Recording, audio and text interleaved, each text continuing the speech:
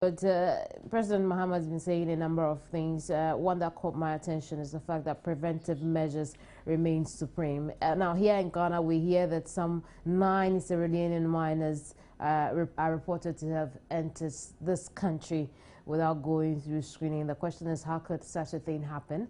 Francis Palmdetti is the Public Relations Officer for the Ghana Immigration Service. He's joining me over the telephone. Thank you very much for joining us here. My pleasure. How did this happen? If I heard you correctly, I think what you said wasn't really accurate. You said Sierra Leoneans. I guess from the reports, these were Ghanaians who had who were working the mines in Sierra Leone, and they have come back to Ghana. That's the fact we are aware of. Okay. But I think that there's a bit of misunderstanding in the public and maybe even in the media about our role and our function in respect of the borders and the frontiers, and KIA in particular. Our mandate is derived from the law, Act 573. It tells us clearly what to look out for and what to inspect when travelers, both Ghanaians and non-Ghanaians, are entering this country. That is what we do.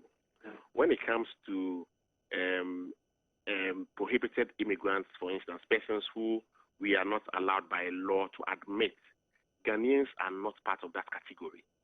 When a Ghanaian or when a national is returning to his country, you don't refuse the national entry. Having said that, in respect of those persons you're talking about, we went through the normal screening, and in the case of Ghanaians, we'll check whether the passport is valid. We would also go through the necessary forms that are supposed to be filled, which ensure that those forms have been filled well. If the person is not on our stop list, as in somebody who has to be detained for a while, etc., we admit the person. But I also would want to say that the only time that we come into issues that border on health is when the health officer at the entry point draws our attention to the fact that some passenger he has examined is medically unfit to be admitted into the country. On that basis, we would repatriate the person or remove the person from the country.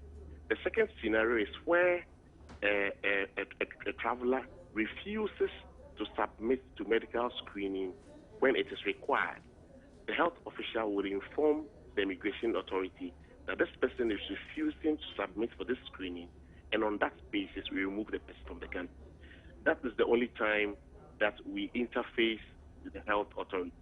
With regards to Ebola, I think you are also very well aware that the Ministry of Health handles this matter. There's a certain arrangement at the Kotoka International Airport. I think the airport authority know that arrangement very well. And in this particular instance, our officers dealt very professionally with the matter, and they cannot be faulted for admitting those people into the country.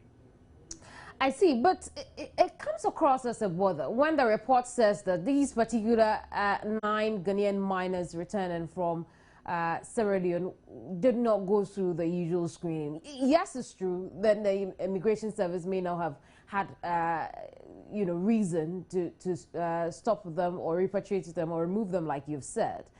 But no, I'm sorry. The assumption is that when a traveler appears before the immigration officer, he's not given a tag or given a badge to say that he has been screened by the health authority. The health authority is ahead of immigration. The assumption is that once a person appears before the immigration officer, he has been screened in one way or the other.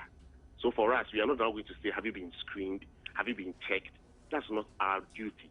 Our duty is to ensure that the provisions in our law, which seeks for us to do thorough checks in terms of security and whether the person is supposed to be admitted, are fulfilled. That's what we do. But one would imagine that in a time like this, when we are faced with an outbreak of a disease, then from the health official, the immigration officer will serve as some sort of second check, if you like, a control check on these health officials. So we wouldn't have situations as this. My dear, the point is, if we are talking about a disease that we are told is evolving, that health personnel are supposed to appreciate and deal with. It's not a disease to be dealt with by minnows or persons who do not have any medical knowledge whatsoever. I get what you're saying, but it's coming from the point when you mentioned that it is not the job of the immigration officer to then ask you, have you been screened? Have you gone through the health post? And I'm thinking,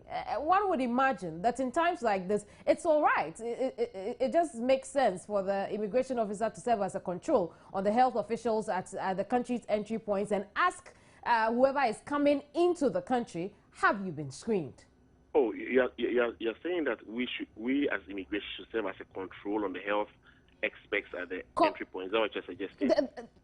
Considering the times we are in right now, there is nothing if there is proper communication and collaboration between the immigration service and the health officials, then we wouldn't have reports as this.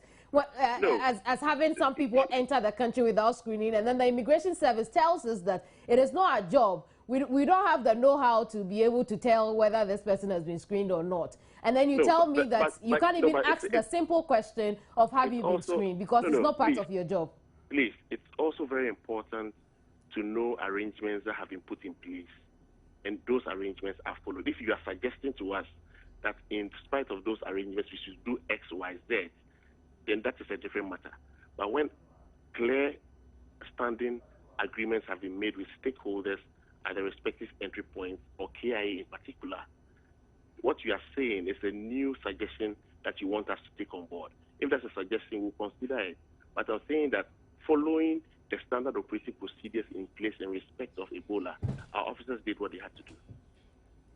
I see. Francis, let's move away from these Ghanaians who returned to Ghana from Sierra Leone and talk about the fact that President Mahama has reiterated again that preventive measures remain supreme in containing the spread of Ebola.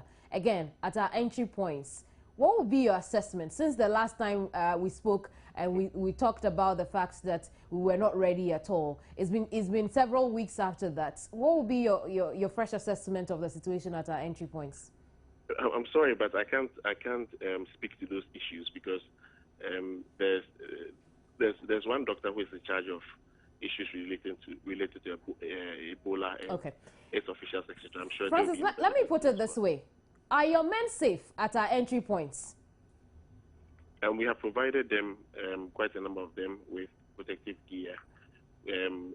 We know what we have is inadequate. We are still trying to get some more from from our resources and also the support that will come from government.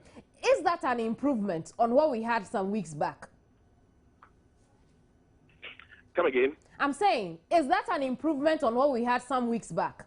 Absolutely. Right. Thank you very much, Francis, for your time. My Francis pleasure. Palmdetti is Public Relations Officer for the Ghana Immigration Service now.